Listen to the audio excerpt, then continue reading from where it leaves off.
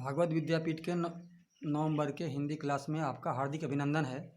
नाना साहब की पुत्री देवी मैना को भस्म कर दिया गया शीर्षक पाठ रिपोर्टाज नामक साहित्यिक विधा में रचित है।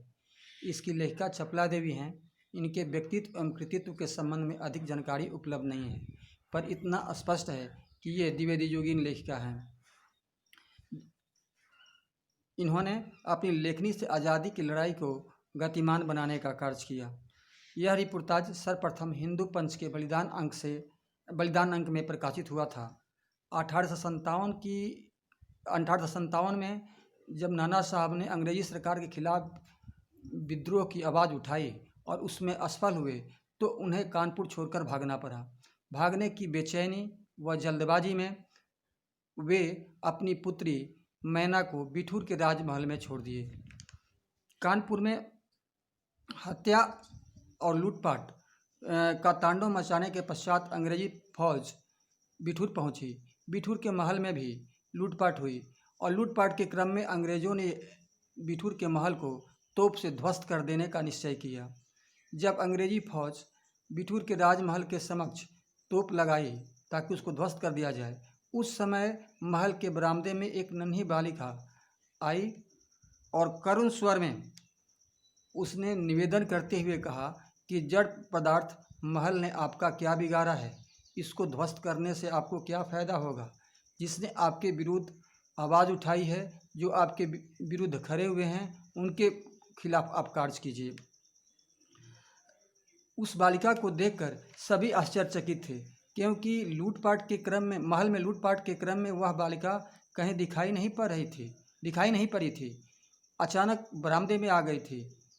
वह तहखाने में छिपी हुई थी। उसकी करुण संपन्न वाणी को सुनकर सेनापति हे ने सिपाहियों को तोप चलाने से मना कर दिया। बालिका ने सेनापति हे को बताई कि वह उनकी पुत्री मेरी की सहेली है। मेरी तो अब इस दुनिया में नहीं रही, पर वह उसकी एक चिट्ठी को आज भी संजो कर रखी है। यह सुनकर सेनापति हे के दिल में मैना के प्रति अपनी पुत्री की तरह की अनुभूति होने लगी और उन्हें सारी पुरानी बातें याद आ गई। उन्होंने मैना से कहा कि सरकार के आदेश को टाल तो नहीं सकते, पर महल को बचाने के लिए हर संभव प्रयास करेंगे। इसी बीच जनरल आउटरम वहां पहुंच गए। उनसे सेनापति हे ने कहा कि महल को बचाने का कोई उपाय है, तो उन्होंने कहा कि नहीं, यह गवर्नर जनरल लॉर्ड कैनिंग की आज्ञा के बिना संभव नहीं है। वैसे अंग्रेजी सरकार नाना साहब से काफ़ी आक्रोशित है। जनरल आउटरम के आदेश से नाना साहब के महल को पुनः घेर लिया गया और उस बालिका की खोज होने लगी, पर वह बालिका नहीं मिली। अंततः जनरल आउटरम ने उस महल को तोप से ध्वस्त करवा दिया। लंदन के सुप्रसिद्ध पत्र टाइम्स में 6 सितंबर 1857 को प्रकाशित हुआ कि भारत सरकार आज तक दुर्दांत नाना साहब को नहीं पकड़ सकी। इसी क्रम में ब्रिटिश मंत्रिमंडल द्वारा सेनापति हे की खिल्ली उड़ाते हुए कही गई यह बात भी प्रकाशित हुई कि सर थॉमस हे जीवन भर अंग्रेजी सरकार की वफादारी करते रहे, पर वृद्धावस्था में एक मराठी कन्या पर मोहित होकर वे अपने कर्तव्य को भूल गए।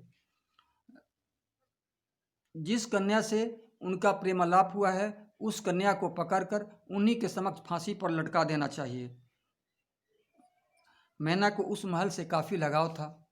वह 1857 के सितंबर माह की एक अर्धरात्रि को महल के उस खंडहर पर बैठकर रोने लगी। उसकी रुलाई की आवाज़ सुनकर अंग्रेज सिपाही वहां पहुंचे, उसे पकड़ लिए।